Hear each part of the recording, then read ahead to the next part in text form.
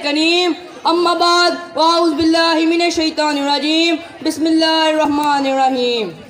ज़मीन से आसमान की तरफ परवास करता हूँ, ज़मीन से आसमान की तरफ परवास करता हूँ, खुदा का नाम लेकर मैं इस तकरीर का आगाज़ करता हूँ। जनाब सदर, मोअज़्ज़ज़ सादा कराम और मेरे प्यारे मकतब साथियों, अस्सलामु अलैकुम।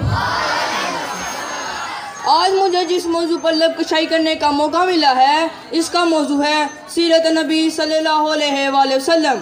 अल्लाह ताला ने कुरान मजीद की सूरत अल-ज़ाम में इरशाद फरमाया, लक़द कान लकुम फ़ी रसूलिल्लाहि उस्वतुन हसना, यकीनन तुम्हारे लिए रसूलुल्लाह सल्लल्लाहु अलैहि वसल्लम की ज़िंदगी उम्दा नमूना है। कुरान में जिनकी शान बयां हुदा करे, कुरान में जिनकी शान बयां हुदा करे, बंदे से उसकी मदद सराही किस तरह हो। अल्लाह ताला ने इंसानों की हिदायत के लिए नबियों को मबूस फरमाया और इसके लिए कमो पेश 1,24,000 नबी भेजे और ये सिलसिला नबूवत हज़रत आदम अलैहिस्सलाम से शुरू हुआ और हज़रत मोहम्मद सल्लल्लाहु अलैहि वसल्लम पर ख़त्म हुआ।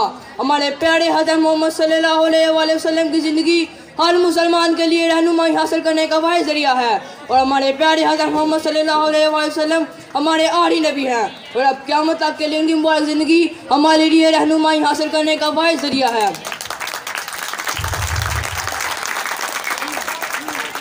वो नबियों में रहमत लक़ब पाने वाला, मुरादें गरीबों की बल लाने वाला, मुसीबत में गैरों के काम आने वाला, वो अपने पराए का गम खाने वाला। सद वकार सीरत नबी सल्लल्लाहु अलैहि वसल्लम ही एक वही रास्ता है जिससे आप ज़िंदगी के तमाम शोबों में रहनुमाई हासिल कर सकते हैं और इस शोबे का ताल्लुक मुआशरती ज़िंदगी से हो या मुआशरती ज़िंदगी से। कामयाबी का असूल इत्ताअत रसूलुल्लाह सल्लल्लाहु अलैहि वसल्लम ही में है।